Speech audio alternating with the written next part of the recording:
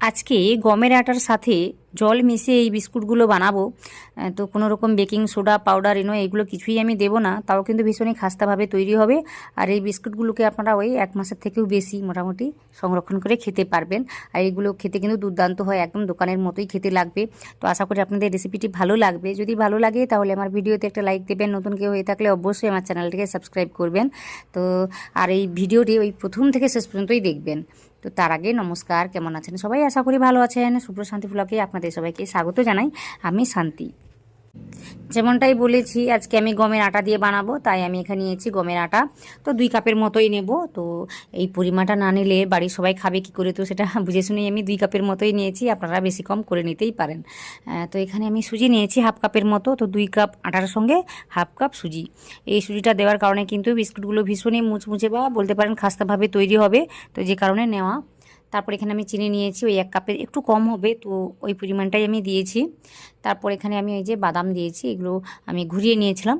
তো এইভাবে দানাদার আছে, তো এইভাবে থাকলে কিন্তু খেতে ভালো লাগবে, তাই আমি দিয়েছি। তো কতটা দিয়েছি আশা করি দেখেছেন, বেশি কম করে নিতে পারেন, কোনো অসুবিধা নেই।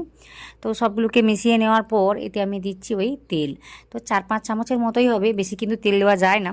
তো এখানে আমার মনে হয় যেটা আমার একটু বেশি তেলটা পড়ে গিয়েছে, তো এতে কোনো অসুবিধা হবে না, আপনারা দেখতে পাবেন। তো এইভাবে মোটামুটি মিশিয়ে নিতে হবে হাত দিয়ে ভালোভাবে। তো দেখতে পাবেন কিভাবে। তো এই তেলটাকে দেওয়ার কারণে কিন্তু এই বিস্কুটগুলো ভীষণই খাস্তাভাবে তৈরি হবে। আপনারা চাইলে কিন্তু ঘি বাটার এইগুলো দিতে পারেন। আজকে আমি তেল দিয়েছি, তেল দিয়েই বানাবো, তাও দেখতে পাবেন কতটা সুন্দরভাবে তৈরি হয়। তো এইভাবে মোটামুটি মিশিয়ে নেওয়ার পর হাতের মধ্যে এইভাবে দোলা পাকিয়ে যাবে। এভাবে মোটামুটি জিনিসটা মাখানো হলে বুঝতে হবে যে সব কিছু ঠিকঠাক রয়েছে, তাহলে এই রেসিপিটি খুব সুন্দরভাবে তৈরি হবে। তো এভাবে মিশিয়ে নিয়েছি। মিশিয়ে নেওয়ার পর আমি এতে একটু জল দিচ্ছি। তো 1 কাপের মতো জল দিচ্ছি, কিন্তু এতটা আমার লাগবে না, 1/2 কাপের মতোই জলটা লাগবে। তো অল্প অল্প করে দিয়ে দেখে নিচ্ছি। ভীষণ কিন্তু পাতলা করে মাখালে হবে না, বা নরম করে মাখালে হবে না, একটু শক্ত করেই মাখাতে হবে, যে কারণে আমি অল্প অল্প জল দিয়ে কাজটি আমি করে নিচ্ছি। তো দেখতেই পাচ্ছেন এইভাবে কিন্তু কাজটিকে করে নিচ্ছি। আর অনেকটা সময় নিয়ে কিন্তু মাখানো যাবে না, খুব তাড়াতাড়ি এই কাজটি করে নিতে হবে, কারণ এতে আমি চিনি দিয়েছি, ওই চিনিগুলো কিন্তু গলে যাবে। তাই আমি কি করেছি, এইভাবে দিচ্ছি। তো এইভাবে দিলে কিন্তু কি বলবো, খুব তাড়াতাড়ি একটা ডো তৈরি করে নেওয়া যায়। না হলে কিন্তু অনেকটা সময় লেগে যাবে আর চিনিগুলো গলে যাবে। তো দেখতেই পাচ্ছেন একটু শক্ত করেই আমি মেখে নিয়েছি, এইভাবে কিন্তু মেখে নিতে হবে। তো মেখে নেওয়ার পর আমি এই ডো থেকে 2টো লেচি আমি 2 ভাগে ভাগ করে নিচ্ছি। তো এইভাবে নিয়েছি, নেওয়ার পর আমি বেলে নেব।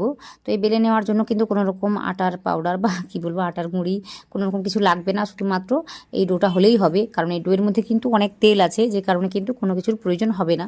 তো দেখতে পাবেন কিভাবে কি হয়। খুব তাড়াতাড়ি আমি কাজটিকে করে নিচ্ছি, এইভাবে বেলে নিচ্ছি। তো বেলতে কিন্তু সেভাবে অসুবিধা হবে না। আর সাইড থেকে দেখতে পাবেন এগুলো কেমন ফেটে ফেটে যাচ্ছে, তো এতে ভয় পাওয়ার কিছুই নেই, কারণ মাঝখানে কিন্তু ঠিকঠাক থাকবে। তো আপনারা দেখতে পাবেন, একটু ঠিক রেখে আমি কাজটিকে করে নেব। খুব কিন্তু মোটা করব না, মোটামুটি আপনারা দেখতে পাবেন কীভাবে করি আমি কাজটি। তো এইভাবে মোটামুটি কাজটি আমি করে নিয়েছি। বেলে নিতে হবে এইভাবে সমান দিক করে, মোটামুটি কোনো দিকে না যেন ওই পাতলা হয়ে যায় বা পুরু থেকে যায়। তো এইভাবে মোটামুটি দেখে শুনে কাজটি করে নিতে হবে। তো দেখতেই পাচ্ছেন কীভাবে আমি কাজটি করেছি। তারপর একটা ছুরি নিয়ে আমি কী করব, সাইডগুলো কেটে নেব। তো এতে করে কাজটি ভালোভাবে হবে। না হলে একটা কাজ করতে পারেন, যে কোনো একটা কি বলবো, ওই যে কুকিজ কাটার হয় না, তো ওইগুলো নিয়ে কাজটি করে নিতে পারেন, তাতে করে গোল শেপের তৈরি হবে। তো গোল শেপের কিন্তু হাতে তৈরি করে নেওয়া যায়। তো আজকে আমি এইভাবে তৈরি করে দেখাচ্ছি আপনাদের, দেখতে পাবেন। এটা কিন্তু সহজ পদ্ধতি, সহজেই হয়ে যায়, সেভাবে কঠিন কিছু না, অথচ সুন্দরভাবে তৈরি করা যায়। তো দেখতেই পাচ্ছেন খুব সুন্দর করে আমি কাজটি করে নিয়েছি, একদম মসৃণ করে কাজটিকে আমি করে নিয়েছি। তো এইভাবে মোটামুটি মাঝখানে আরও একটা আমি কাট লাগাচ্ছি, এভাবে কেটে নিচ্ছি। তো এইভাবে মোটামুটি সহজেই আমি কেটে নিচ্ছি, আপনারা দেখতে পাচ্ছেন কীভাবে। তো আজকে আমি একটু বড় করে বানাচ্ছি, আপনারা চাইলে কিন্তু ছোট বড় যেমন করে বানাতে চান ঠিক সেভাবে বানিয়ে নিতে পারেন।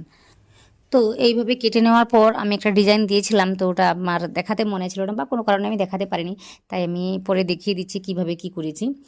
তো আমি খুন্তি দিয়ে এইভাবে তুলে নিয়েছি, হাত দিয়ে তুলেও হতো, কিন্তু আমি এই শেপটাকে দেওয়ার জন্য কিন্তু খুন্তি দিয়ে তুলে নিয়েছি। তুলে নেওয়ার পর কিন্তু এইভাবে আমি একটা ছুরি দিয়ে একটা ডিজাইন বানিয়ে দিচ্ছি। তো এইভাবে কিন্তু সহজেই এই ডিজাইনটা দেওয়া যায়। আপনারা চাইলে চামচের পিছন দিয়ে বা যে কোনো জিনিস দিয়ে এটাকে তৈরি করে নিতে পারেন। তো এইভাবে মোটামুটি তৈরি করে নিয়েছি, দেখতেই পাচ্ছেন কত সুন্দরভাবে তৈরি হয়েছে। তো এইভাবে আরও একটা আমি ডিজাইন করে দেখাচ্ছি, তো ওটা আমি দেখাতে পারিনি, তাই আমি পরে আরও একটা দেখিয়ে দিচ্ছি। আর এগুলো তুলতে একটু অসুবিধা হয়, কারণ আমি একটু পাতলা করেছি, আপনারা চাইলে একটু পুরো করেও কাজটি করতে পারেন। তো এইভাবে মোটামুটি তুলে নিতে হবে, খুন্তি দিয়ে তুলে কিন্তু সেভাবে অসুবিধা কিছু হয় না, তাই আমি এইভাবে তুলে নিয়েছি। তুলে এইভাবে একটু সাইডগুলো সাইজ করে নিচ্ছি। তো এইভাবে কিন্তু সহজেই এই সাইডগুলো সুন্দর করে দেওয়া যায়। তো দেখতেই পাচ্ছেন কত সুন্দরভাবে কাজটি হচ্ছে। তারপর আমি কী করবো, এই ছুরি দিয়ে একটা ডিজাইন বানিয়ে দিচ্ছি। তো এটা সবথেকে সহজ পদ্ধতি, তাই আমি দেখিয়ে দিচ্ছি আপনাদের। আশা করি আপনাদের ভালো লাগছে। ভালো লাগলে কিন্তু কমেন্টে জানাবেন। নানা রকমভাবে কিন্তু ডিজাইনগুলো দেওয়া যায়। তো আজকে আমি এইভাবেই দিয়েছি। তো আশা করি আপনাদের সব কিছুই ভালো লাগছে। ওই যে বারবার বলছি, যদি ভালো লাগে সেটা কমেন্টে জানাবেন, আমার ভিডিওতে একটা লাইক দিবেন, তাহলে আমার ভীষণই ভালো লাগবে।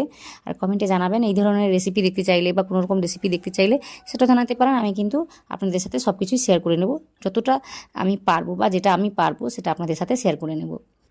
এইভাবে মোটামুটি বেশ কয়েকটা তৈরি করে নিচ্ছি, তারপর দেখাচ্ছি কি করতে হবে। তো এখানে আমি বাদামের গুঁড়ো দিয়েছি, আপনারা চাইলে কিন্তু ওই নারকেল কোড়াটাও দিতে পারেন, ওতে করে কিন্তু কাজটা একই রকমভাবেই হবে। এই বাদামের গুঁড়োটা যে আমি করে নিয়েছিলাম আগে থেকে, আমার বাদামটা ভাজা ছিল, তারপর আমি ওই যে মিক্সচার মেশিনে ঘুরিয়ে নিয়েছি, তাতে করে কিন্তু কাজটি সুন্দরভাবে হয়ে গিয়েছে।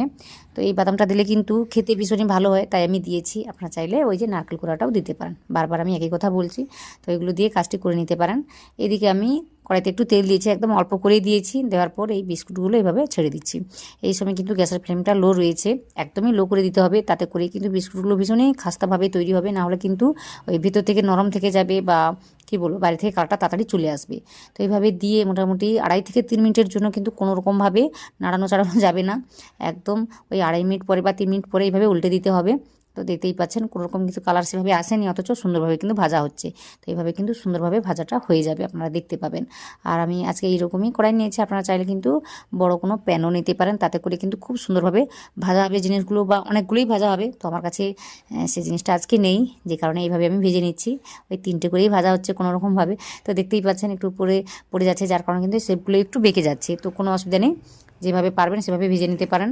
তো এভাবে মোটামুটি উল্টে পাল্টে ভেজে নিয়েছি। এগুলো ভাজতে কিন্তু ওই কী বলবো 6 থেকে 7 মিনিটের মতো সময়টা লেগে যায়। তো এই সময়টা কিন্তু দিতে হবে, দিলেই কিন্তু খুব খাস্তাভাবেই তৈরি হবে। আর এইগুলো এখন এই ভাজার সময় মনে হচ্ছে এগুলো নরম, কিন্তু এগুলো ঠান্ডা হয়ে গেলে না ভীষণই খাস্তাভাবে তৈরি হয়। তো আপনাদের আমি দেখিয়ে দেবো কীভাবে কী হয়েছে। দেখুন কত সুন্দরভাবে ভাজা হয়েছে, কালারটা কিন্তু ভীষণই ভালোভাবে চলে এসছে। তো এইভাবে কিন্তু ভেজে নিচ্ছি। তো আরও কয়েকটা আমি ভেজে নিয়ে দেখাচ্ছি। তো দেখুন এইভাবে তেলটাকে গরম করে নিয়েছি, তারপরে একদম গ্যাসের ফ্লেমটাকে লো করে দিয়েছি। লো করে দেওয়ার পর এভাবে দিয়েছি। তো দেখতেই পাচ্ছেন ওই 3 মিনিট পরে কিন্তু আবার উল্টে দিচ্ছি। একটু সময় নিয়ে কাজটিকে করতে হবে, আর কোনো সময় কিন্তু গ্যাসের ফ্লেমটাকে মিডিয়াম বা হাই করা যাবে না, তাতে করেই কিন্তু এই জিনিসটা সুন্দরভাবে ভাজা হবে। আর খেতে কিন্তু দুর্দান্ত হবে। বিশ্বাস না হলে একবার বানিয়ে দেখতে পারেন। এইগুলোকে ভেজে আপনারা ওই 1 মাসের থেকেও বেশি কিন্তু রেখে কাজটি করতে পারেন বা খেতে পারেন। আর দুধ দিয়ে বানালে কিন্তু অতটা সময় ধরে রাখা যায় না, তাই আমি আজকে জল দিয়ে বানিয়েছি। তো দেখুন কতটা সুন্দরভাবে তৈরি হয়েছে। ওই যে চিনিগুলো রয়েছে না, ওইগুলো কিন্তু ঠান্ডা হয়ে গেলে খুব সুন্দরভাবে দেখতে লাগছে, আমি দেখছি। তো দেখুন এখানে আমি দেখাচ্ছি আপনাদের। আর চিনিগুলো দেখুন কেমন গোটা গোটা রয়েছে, বেশ দেখতে ভালো হয়েছে। তো আশা করি আপনাদের রেসিপিটি ভালো লেগেছে বা ভালো লাগছে। ভালো লাগলে সেটা কমেন্ট করে জানাবেন। তো কমেন্ট করে জানালে আমার ভীষণই ভালো লাগবে। তো এরকম রেসিপি দেখতে চাইলে সেটাও কিন্তু কমেন্ট করে জানাবেন। তো দেখুন আমি কয়েকটা ছোট করে বানিয়েছি, সেগুলো কিন্তু খুব সুন্দরভাবে ভাজা হয়েছে। দেখুন দেখতে কিন্তু দারুণ হয়েছে, একদম দোকানের মতোই দেখতে লাগছে। খেতে কিন্তু দোকানের থেকে অনেক ভালো হবে। বিশ্বাস না হলে একবার বানিয়ে দেখতে পারেন। দেখুন কতটা খাস্তা হয়েছে। এখন কিন্তু যথেষ্ট গরম রয়েছে, তাও আপনাদের আমি দেখিয়ে দিচ্ছি। দেখুন এগুলো যত ঠান্ডা হবে না তত সুন্দরভাবে খাস্তা হয়ে যায়। তো এইভাবে বানিয়ে রেখে দিতে পারেন, বাচ্চাদের কিন্তু ভীষণই পছন্দ হয় এই রেসিপিটি। তো আশা করি আপনাদের সব কিছুই ভালো লাগছে। সব শেষে আমার এই ভিডিওটি প্রথম থেকে শেষ পর্যন্ত দেখে নেওয়ার জন্য আপনাদের সবাইকে অনেক অনেক অনেক ধন্যবাদ জানাই।